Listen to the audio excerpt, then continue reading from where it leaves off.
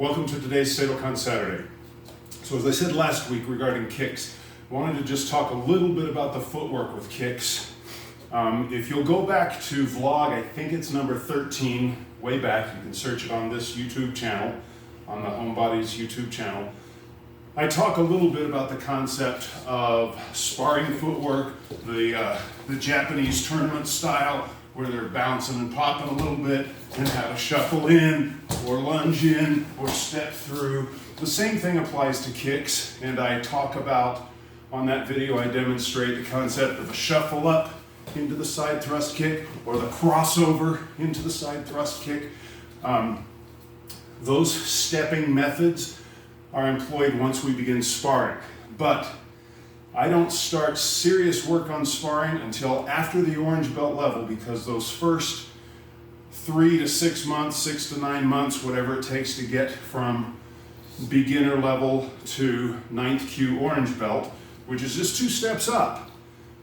I want to make sure that we're establishing foundations of balance and control and being able to get kicks in the proper position, because once we begin adding this footwork and kicking off the front leg, or sparring and kicking and moving around with an opponent, some of the prettiness, I guess, for lack of a better word, of the form starts to get lost, necessarily so, because as we approach combative reality, or what I call now, I don't like the word street fighting, so as we approach public violence is messy. We're hardly ever in the perfect stance. We're not ever in kata mode.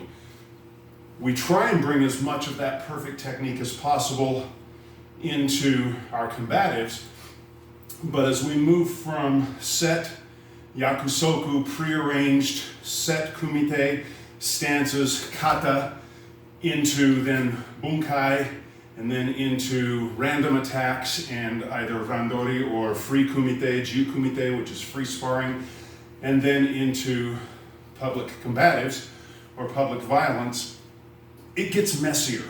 And so the focus at this level is not so much on moving around in the footwork or the fighting stances as it is on trying to perfect balance, position, get everything lined up where it's supposed to be. So go back and look at number 13 for specifics on footwork. Our new technique for today is Shuto Uke, or Shuto Uke, okay? Knife hand block. The knife hand is formed, the fingers brought close-ish together, and you don't lock them super tight. There's got to be some looseness because the wrist needs to be malleable here. There are various ways of doing the knife hand block, even within our own Seidokan system. To make them all exactly the same is to lose the personality and the specific applications of some of the versions. The first main version of Shuto Uke I teach, we start in a shikodachi, our square stance. The hands pull back to the side. And I have an entire, before I go any further, I will be adding, either in the comments or in a second post, an entire seminar I did for over an hour on applications of the knife hand block. I'm not going to put the whole hour on there. There are little segments that I'll show so you can see variations and differences. But for our version in Seidokan, as we step into the square stance, our shikodachi, our hands brush to the back. And this actually can be a parry or part of the block as well. Then, from this position, my forward hand turns palm toward my ear. Both hands simultaneously swing from the hip and the shoulder forward, with my rear hand ending up with my biceps tight against my pec, forearm across my solar plexus so that my rear hand extends near the elbow of the front hand. From the side, we come to here, coming forward and through, locking in. The knife hand, as I was about to say, the thumb is pulled back. The purpose for this is to create a straight line on your hand. Your hand has, like your foot has, an arch in it, a transverse arch, okay? This transverse arch curling the hand, if somebody grabs you in that position, they can squeeze and really hurt your knuckles. If you've ever done the handshake where somebody grabs you and squeezes, but if you'll pull your thumb back, it lines these bones up straight. So the thumb is drawn back tightly against the hand, bringing this muscle up on the side of the thumb. The fingers pulled back also, so I'm trying to get the bottom knuckle just above my hand to come back a little bit so that I have a reverse arch. I'm flexing my hand backwards, or extending my hand backwards as opposed to flexing it forward. Pulling my knuckles back here and my thumb back here to straighten and tighten the hand.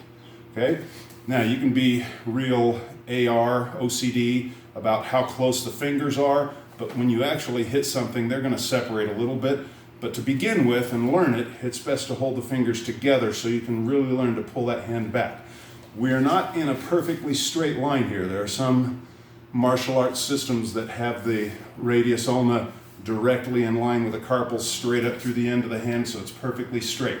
On Okinawan karate, we're using the bottom corner of the hand much of the time, and so we flex.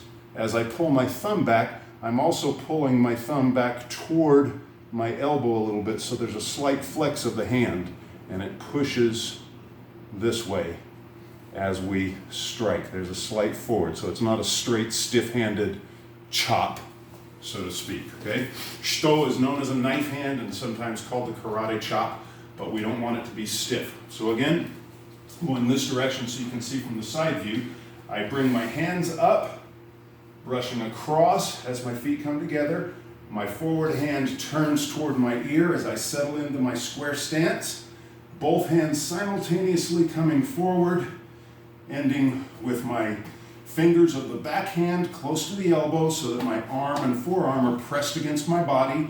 And you'll see in the extra video that I share some applications of this. And the elbow is about 45 degrees and the hand pressed forward. This is all done with a little whipping motion of the shoulders as we strike forward, okay? From the front view, and I'll use the right side foot this time, stepping in, striking forward. So there's a whipping action here, okay? Close to the elbow. So I don't want to be way back here. I'm not hitting myself. And again, there are karate systems that do that. Hitting yourself in the solar plexus is bizarre. I don't know why you would do it. You'll see the applications later, but for the form, striking. Then as we step, if we're working on walking the drill, as we step, my hands stay in place. My back hand simply comes up as I move my foot, and my hands relative to my body just move in place with it, so that as I move into my next stance, they're already in that prepped position. It's not a prep position, it's a prepped position, okay? If it was a prep position, I'd say that's where your hands are at, because I ended with a prep, never mind. So, stepping forward, both hands, whip forward, hands come up with the body, toward the ear, whipping forward with the proper hand position. This is the basic first version of Shuto Uke that I teach. As we progress, we'll look at other variations. We have the low Shuto Uke, which is in our kata, pinyan nidan at this level. We have a cat stance Shuto Uke, which comes up in the next kata. So you will see different versions of this as you progress. And I will, as I said, post the additional information, the other seminar videos, either in the comments or in a separate post or both for redundancy.